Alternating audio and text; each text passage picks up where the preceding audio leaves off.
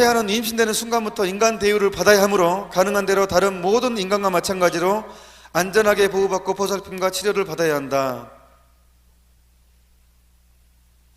산전 진단은 태아의 생명과 온전성을 지키고 태아를 하나의 개체로서 보호하거나 치료할 목적으로 행해진다면 도덕적으로 용인될 수 있다. 진단 결과에 따라서는 유산할 수도 있다는 생각으로 이 방법을 사용한다면 도덕을 심히 거스르는 것이 된다. 진단이란 사형 선고와 같은 것이 되어서는 안 된다 그랬어요.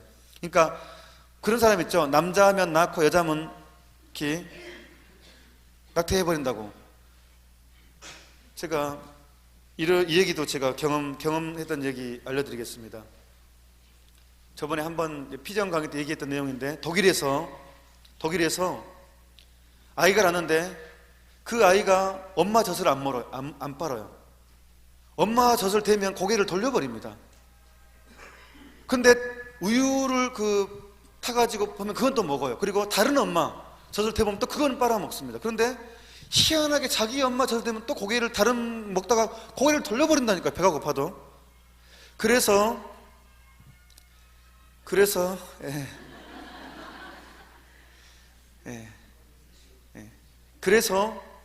의사들하고 심리학자들이 연구를 했습니다. 왜 이 아이가 이런 현상이 있느냐?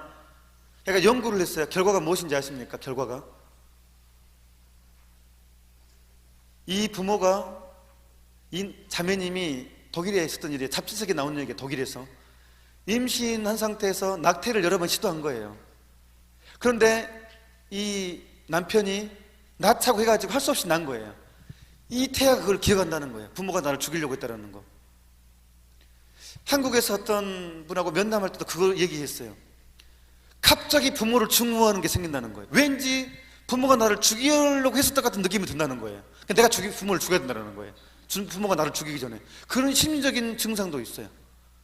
그러니까 어떤 가정에는 아이가 이유 없이 심각하게 반항하는 경우가 있습니다.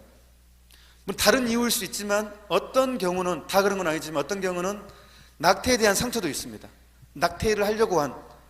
그러니까 특히 한국 여성들은 상처가 진짜 많습니다. 특히 여러분 지금 50대, 60대, 40대까지 자매인들은 특히 상처가 많아요. 왜냐하면 한국은 유교 사회에서 남아 선호 사상 때문에 이 위축이 돼요. 남자가 아니면 어떨까? 우리 어머니들이 시아버지의 가문 때문에 불안해합니다. 남자가 아니면 어떨까라는 그런 불안감 때문에 이 아이들도 영향을 받아요. 여자에 대해서 자존심 상하고 왠지 차별받으면 더 큰 분노가 나오게 되고, 남자로부터 이렇게 교회에서 받는다고 생각하면 굉장히 참을 수 없는 분노를 또 느끼게 돼요. 차별에 대해서. 바로 이런 상처 때문에. 태아에서 받은 상처입니다. 애들도 분명히 이 태중에서 느낍니다. 부모의 어떤 감각을 통해서 애들도 분명히 그것을 바로 받아들입니다. 또 하나 얘기해 드릴까요? 이것은 태교의 중요성을 차원에서 또 제가 얘기를 하는 건데, 직접 들은 내용이에요. 이것도 제가 어떤 자매님이 임신을 했어요. 쌍둥이 여자아이들인데 남편이 퇴근을 해요. 그러면 이제 임신하신 자매님들은 남편이 퇴근하기를 기다리잖아요. 불편하니까 남편이 좀 와가지고 좀 도와주기를 기대하죠. 임신은 같이 이렇게 해나가는 거잖아요. 같이. 근데 남자들은 별로 그런 생각하지 않잖아요.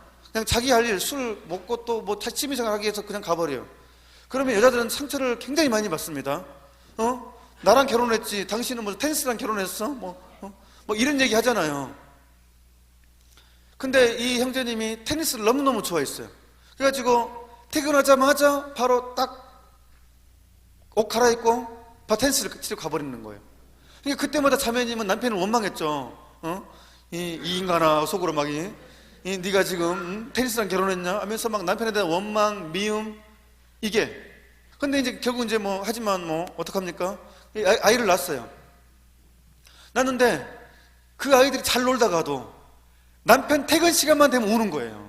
테니스 치러 가는 그 시간에 아이들이 정확하게 울어요. 정확하게. 다른 때는 잘 놀아요. 아주 잘 놀다가도 꼭 그 시간, 남편을 미워하고 원망했던 그 시간만 되면 어김없이 아기들이 우는 거예요. 애들이. 처음에는 몰랐대요. 아니 왜 이들이 이 시간만 되면 우느냐. 나중에 생각해 보니까 자기가 남편을 원망하고 미워했던 그 시간인 거예요. 그래서 이 자매님이 정말 옛날에 어른들이 타교의 중요성을 그렇게 강조했는데 바로 이거였다고 저한테 그런 얘기를 했어요. 저한테. 그러니까 생명은 정말 신비하잖아요. 뭐 저보다 잘 체험하셨잖아요. 생명이 신비하다는 것은. 아이를 키워보셨으니까 너무너무 신기하잖아요. 그 아이들도 다 이 교감을 한다는 겁니다. 인간 세상과 인격이라는 거예요. 한 인격. 그래서 우리는 그 아이를 지키고 보존해야 될 의무와 권리가 있습니다. 그래서 이 아이들에 대한 협박과 어떤 침해는 결국은 하느님께 대한 어떤 침해고 사회 전체에 대한 생명에 대한 침해이기 때문에 살아있는 모든 것에 대한 침해가 된다는 것입니다. 그래서 아이들이 심각하게 반항하고 하는 것은 그런 이유도 있으니까 정말 더더욱 사랑으로 감싸주고 기도하는 게 제일 중요합니다. 제가 방금 전에도 말씀드렸듯이 이 낙태는 우리가 너무 사실 국가에서 잘못했어요. 둘만 낳아 잘 기르자. 그다음에 너무 없이 살았고 또 전쟁 이후에 정말 힘든 인생, 특히 우리 한국 사람들이 진짜 한이 많은 것 같아요. 전쟁 이후에 정말 먹고 살기 힘들었고 또 남한 선호사상, 유고 문화권의 남한 선호사상 때문에 또 상처받고 또 그걸로 또 하여튼 그래서 지옥본다는 표현 있죠. 뭐 양심의 가책이 느껴지니까 그래서 정말 이 도덕적인 무지에 의해서 먹고 살기 힘들다는 이유로 하여튼 그랬어요. 그래서 참 지금 돌이켜 보니까 사실 이제 나도 그때는 몰랐지만 지금은 너무 큰 걸 알잖아요. 그러면 어떻게 해야 됩니까? 말했죠. 고해성사가 제일 중요하다고. 다시 한번 말했지만 고해성사가 제일 중요해요. 통해. 내가 정말 너한테 잘못했다라는 하느님 제가 죄를 지었습니다. 내가 당신께 신뢰를 두지 않았습니다 라는 거. 그 다음에 그 아이에게 내가 너한테 정말 미안하다. 왜냐면 내 자식이거든요. 내가 죽어서 천국 가서 만나도 그거 내 자식이거든요. 나를 기다리거든요. 내 자식이니까. 그러니까 분명히 지금 내가 여기서 화해를 하는 거, 내가 정말 미안하다 너한테.